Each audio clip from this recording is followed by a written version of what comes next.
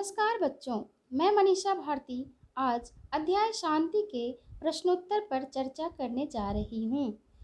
पहला प्रश्न मुख से है, सन्यासी ईश्वर से क्या प्रार्थना कर रहा था? उत्तर होगा, सन्यासी ईश्वर से प्रार्थना कर रहा था कि धरती पर रहने वाले सभी जीव जंतु आपस में मिलजुल कर प्रेम और भाईचारे के साथ निवास करें। हर किसी के मन में वसुधैव कुटुंबकम की भावना बनी रहे। अगला प्रश्न है, सांपिन को समुद्र की ओर जाने वाली नदी सी क्यों कहा गया है? उत्तर होगा, जिस प्रकार नदी टेढ़े मेढ़े चाल से चलती हुई समुद्र में आकर मिलती है, ठीक उसी प्रकार सांपिन भी अपनी सर्पिली गति से अपना रास्ता तय करती है। अतः सांपिन को समुद्र की ओर जाने वाली नदी सी कहा गया है। अगला प्रश्न है, सन्यासी की प्रार्थना का क्या परिणाम रहा? उत्तर होगा, सन्यासी की प्रार्थना विपरीत परिणाम रहा, क्योंकि सन्यासी की प्रार्थना प्रकृति के नियमों के विपरीत था। अगला प्रश्न है, सन्यासी की आंखें क्यों बरसने लगी? उत्तर होगा, सन्यासी ईश्वर से जगत में अमन और शांति के लिए प्रार्थना कर रहा था, जो पूरी नहीं हुई। जब उन्होंने चील, सांपिन और भील का मृत शरीर देखा तो उनकी आंखें बरसने लगी। अगला प्रश्न लेखनी से है और लेखनी का पहला प्रश्न है, माता पिता और उनके बच्चों में आपको क्या अंतर दिखाई दिया? इनमें से आपको कौन अच्छा लगा और क्यों?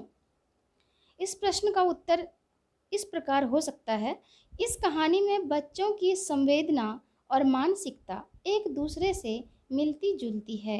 वे उदार हृदय और पवित्र मन वाले दिखाई देते हैं, जबकि उनके माता पिता असंवेदनशील हैं, जिनका मन राग द्वेष से भरा हुआ है तथा वे स्वार्थी भी हैं।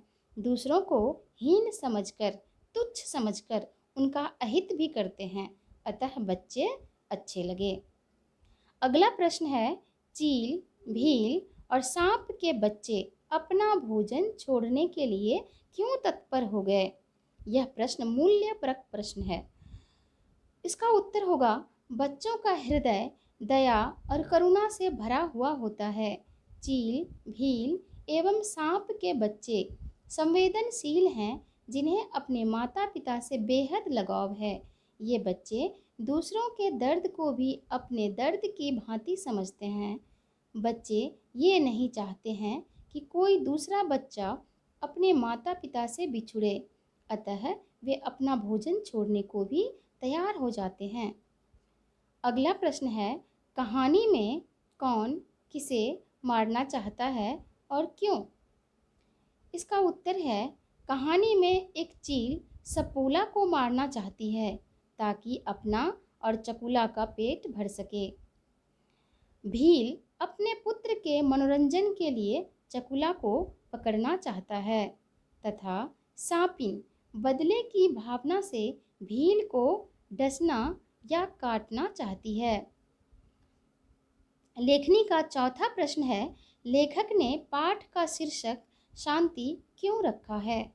इसका उत्तर इस प्रकार होगा, एक सन्यासी जगत में अमन और शांति का साम्राज्य स्थापित करने के लिए ईश्वर से प्रार्थना करता है।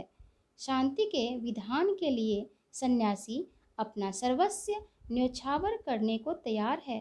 अतः कहानी का शीर्षक शांति रखा गया है।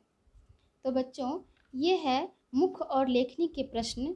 आगे बात शब्द की, भाषा की और वाक्य की से संबंधित जो भी प्रश्न है उसे आप स्वयं करने की कोशिश करेंगे और इन प्रश्नों को भी आप अपने अपने शब्दों में लिखेंगे।